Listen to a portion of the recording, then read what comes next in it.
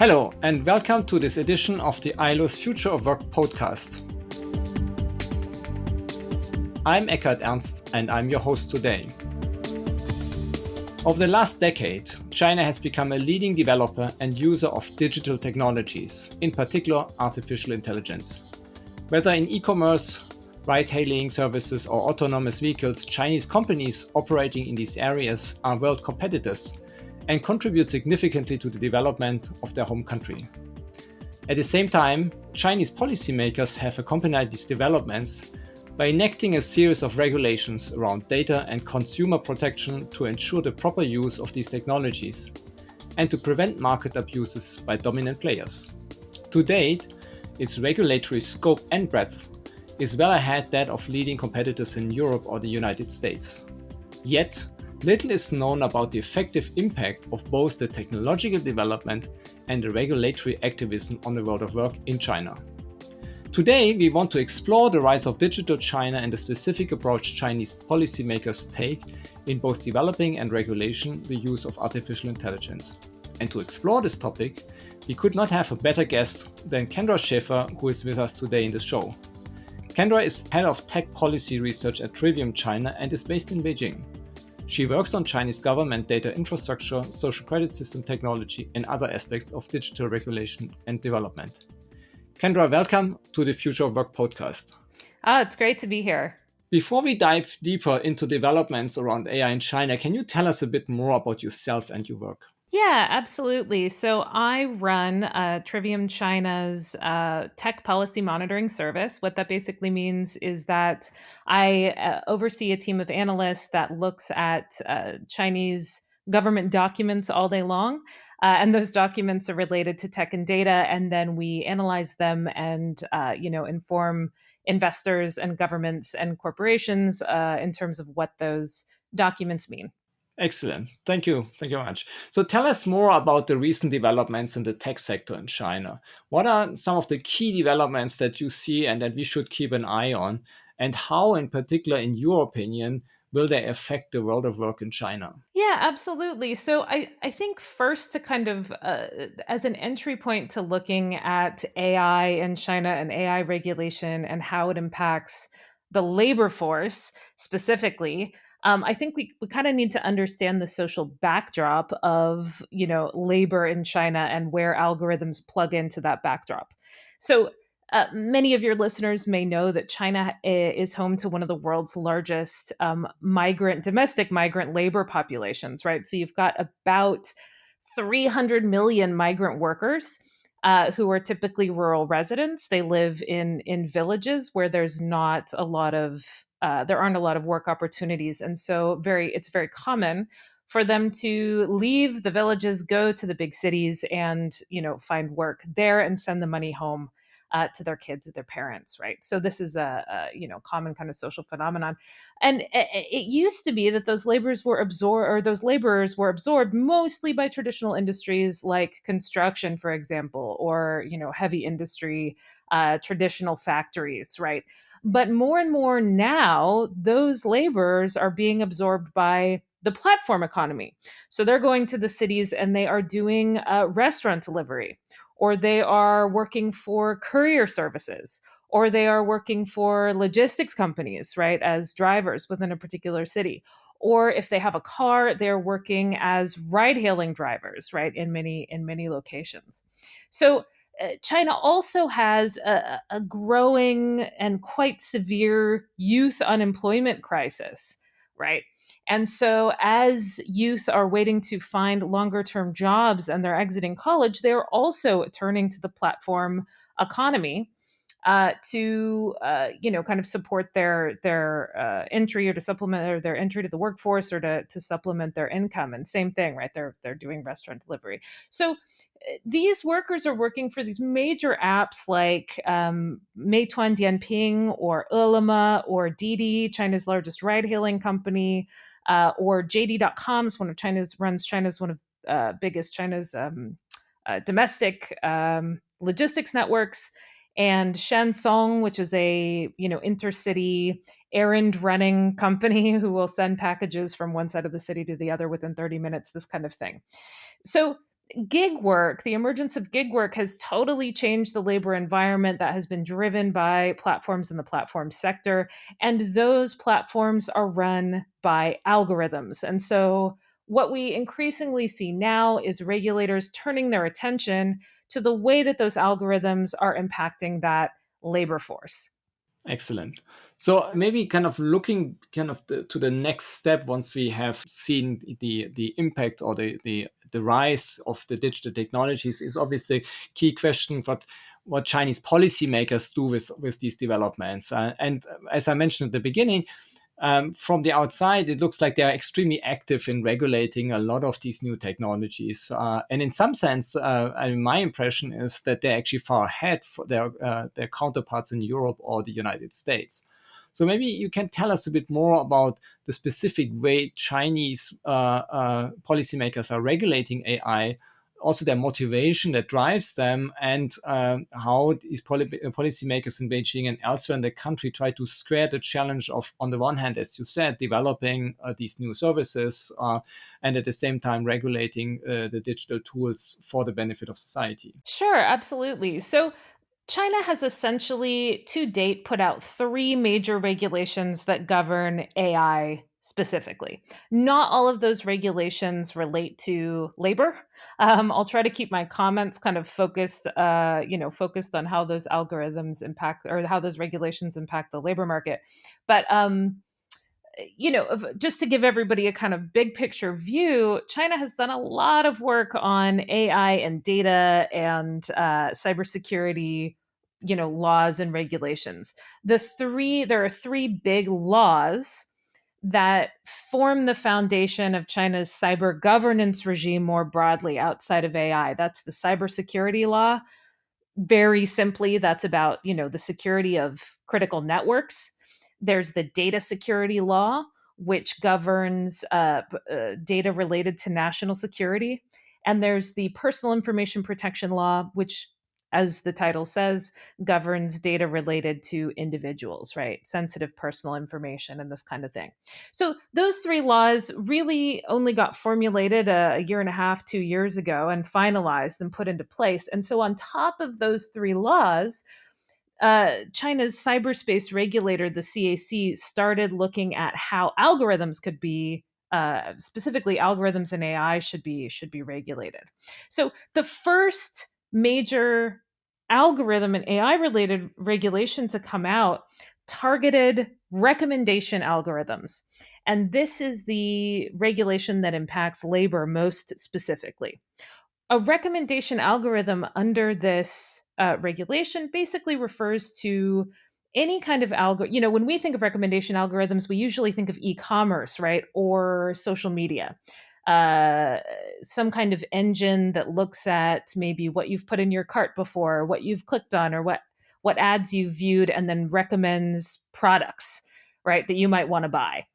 Or if it's social media, recommends, content based on videos you've viewed before or content you've clicked on before, things you've liked, that kind of stuff. And this regulation does encompass those kind of recommendations. But here's the critical piece: it also encompasses algorithms that recommend things like driver delivery schedules.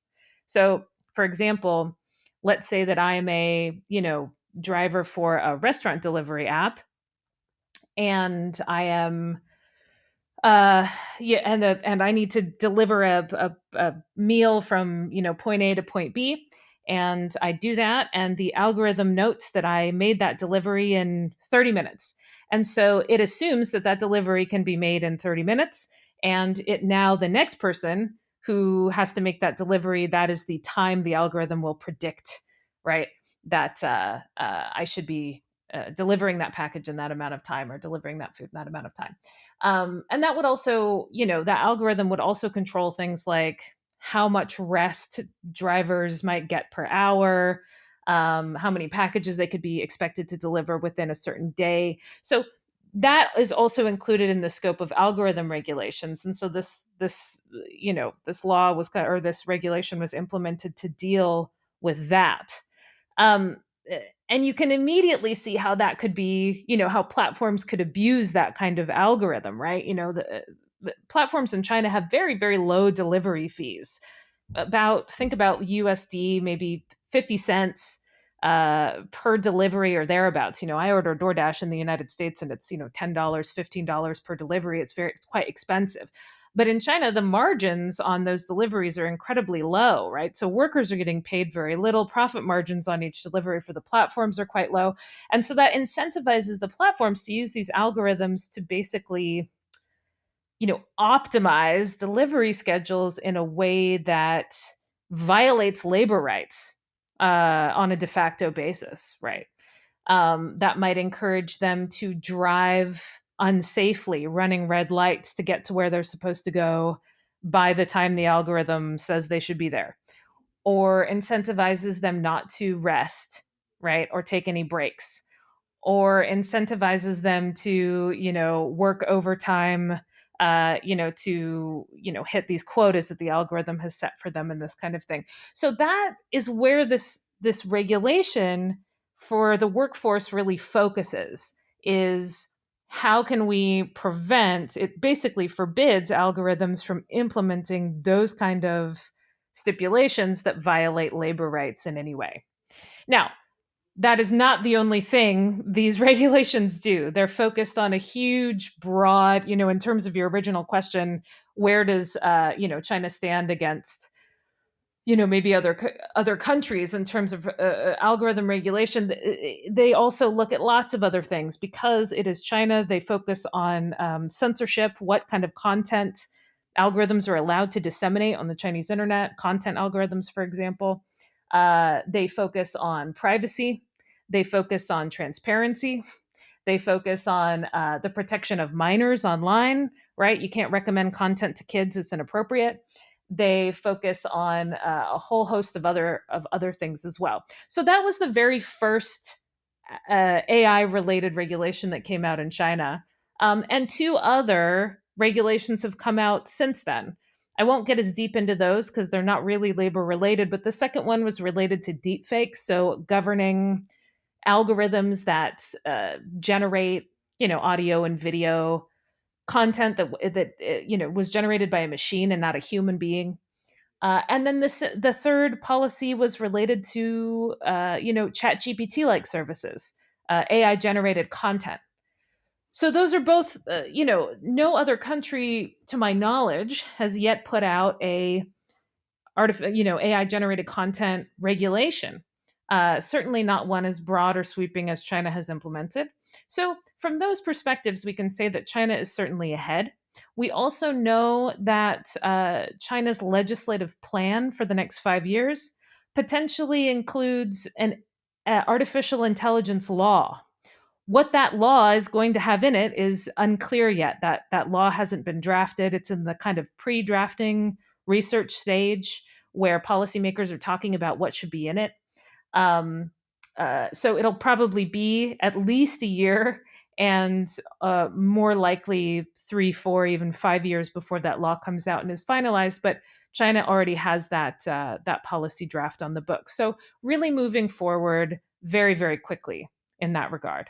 Excellent. I think it's certainly timely to see that, at least in China, the regulator seems to move ahead, given the speed of the technological development. But I wanted to follow up on one specific question or point that you raised, which I found very interesting, is that if I understand you correctly, these algorithmic or these AI regulation, in a sense, to a certain extent, try to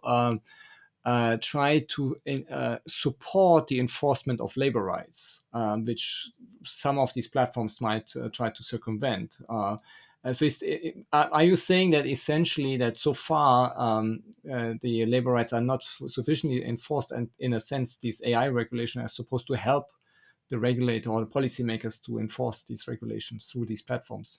You could definitely say that the AI tools were structured in a way to support. Essentially, what the regulations say is you cannot circumvent traditional labor rights via technology. In other words, they're just putting down on paper the fact that no, it is not okay to, violate labor rights because a machine violated those rights and you as a human didn't do it, or you as a company didn't do it, right? A machine did it. That's also not allowed, is basically all those regulations say at the moment. And companies have actually struggled to, in reality, is companies have struggled to implement those regulations and have frankly done the bare minimum necessary to meet baseline requirements in those regulations. The regulations are not very detailed. They're actually quite general.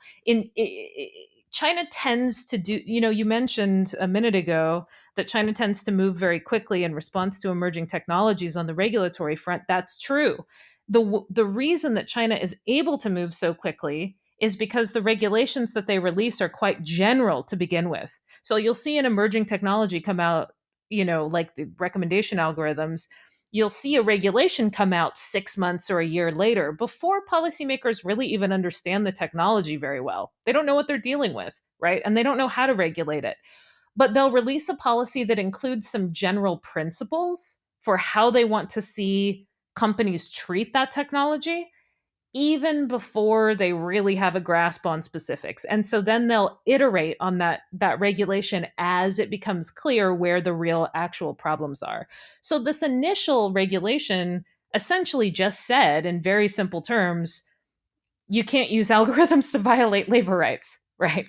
Um, and specifically, a little bit of language that makes it specific to the gig economy or delivery drivers. As time goes on, I expect to see those regulations become a lot more specific and a lot more detailed, right? As regulators figure out, really where the issues are. But companies like Meituan did respond to the release of those regulations by doing things like, we will not, promising to slow down delivery schedules and not allow the algorithm to tighten.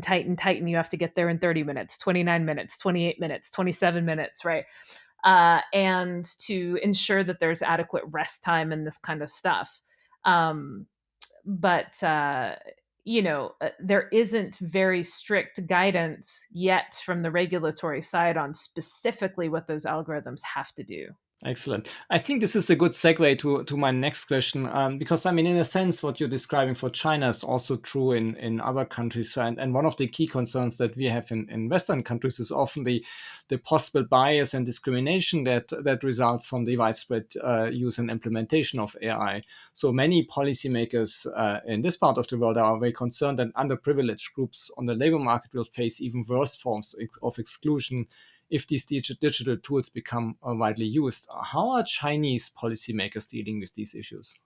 That's actually a really interesting question and an area where I would say Chinese policy differs a little bit from in terms of their focus area than maybe Western countries, the EU or the US or something like that.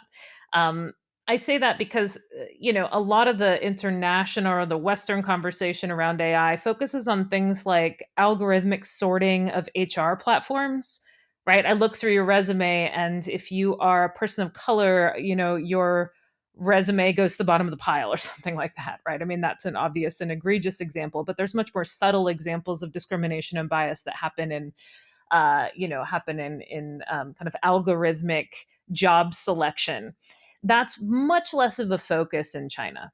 That said, there are discrimination and bias clauses in most of China's AI regulations. What they're mostly focused on is religion and ethnicity, not so much, and I think health, not so much on sexual orientation, not so much on and not so much for the purposes of job selection. Usually, what they're looking at is,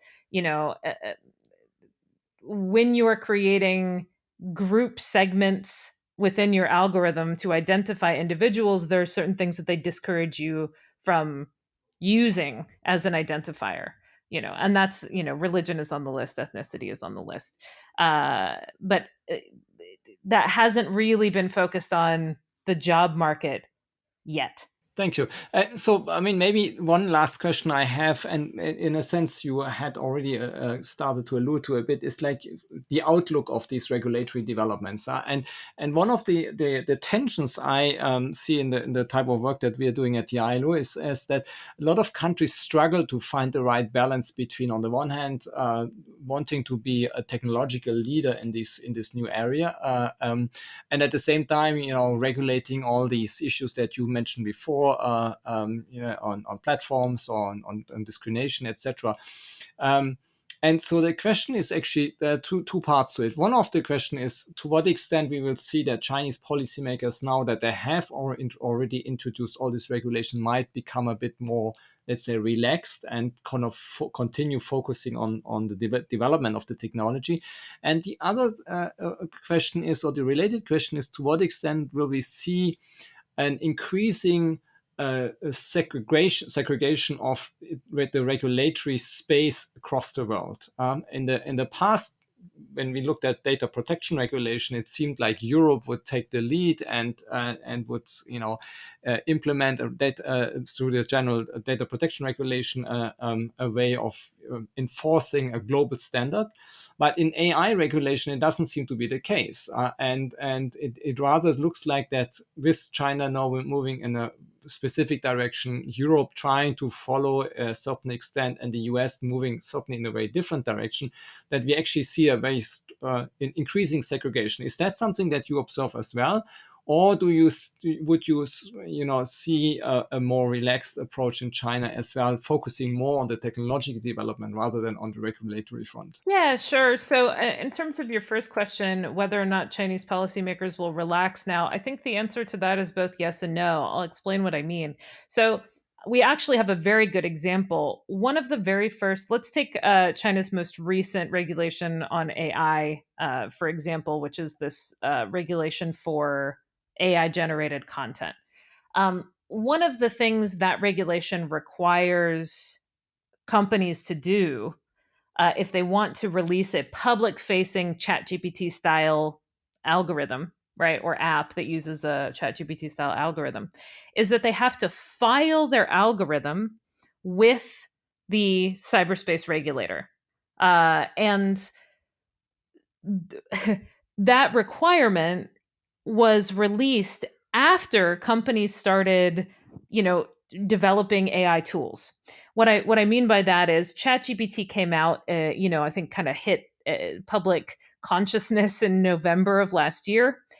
Chinese companies immediately started responding with their own innovative tools, and then the CAC came in and said, "Whoa, whoa, whoa, whoa, whoa! There are censorship issues here. There are safety issues here. There are too many risks. We don't have a good handle on these risks. And they went to, we have talked to some of the companies in China, like Baidu, for example. They went to these companies and said, you need to slow your roll, and we don't want to see you releasing any public facing algorithms until these regulations are finalized and you are compliant with these regulations. So many AI companies were really just sitting on their hands waiting for the CAC to get its act together so that they could, you know, get this license registration done and, launch to the public. Meanwhile, in the US, companies were kind of iterating very, very quickly on artificial intelligence tools. So you had a situation where that regulation slowed down development. But now that bottleneck has cleared. And so now we see companies, one after another in China launching public facing AIGC tools very, very rapidly. So the floodgates are open for innovation in AI. I don't think regulators are going to relax. I think now what they're going to do is watch for additional risks and put out increasingly strict regulations to mitigate those risks as time goes on. So that's the answer to that. Um, the answer to your second question, in terms of whether or not, I start to see increasing segregation, it's funny. I see segregation happening along one channel and unification happening along another. What I mean by that is that most countries, China included, have drafted some kind, or at least the major players in the AI innovation space, have drafted some kind of top level UN friendly AI principles document that says, AI shouldn't hurt people and AI should be, this or that, or protect privacy, and AI shouldn't be used for military purposes, and this kind of general high level stuff that sounds great in an international forum. But the definition of the word, these principles are almost too general to really be helpful, right? Those words, privacy, protecting freedom, those words mean different things depending on who's saying them, right? So I'm not sure. So on one hand, there's a kind of general understanding that AI, among everybody, that understanding is common and widespread, that AI is a risk, that it needs to be regulated, that it could be, quite dangerous, corrosive to economies, corrosive to society, et cetera, et cetera. On the other hand, the actual way that AI is being regulated in various countries, as you said, is starting to diverge along very different tacks, right? And there is definitely some kind of segmentation happening. I don't think there's any chance at the moment that the EU, for example, looks to China and says, oh, well, we're going to pick up what you're doing because you've written the first regulations on that. Typically, what tends to happen is the EU looks at Chinese regulations, sees that half of the regulation is, censorship focused, and kind of throws the baby out with the bathwater and says that's kind of a useless, Chinese Communist Party regulation.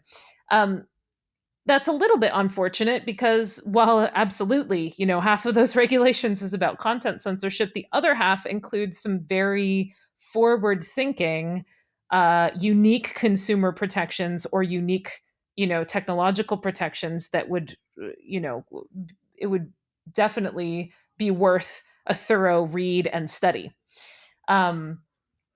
So I think what is likely to happen is that China will continue developing its own regulatory pathway.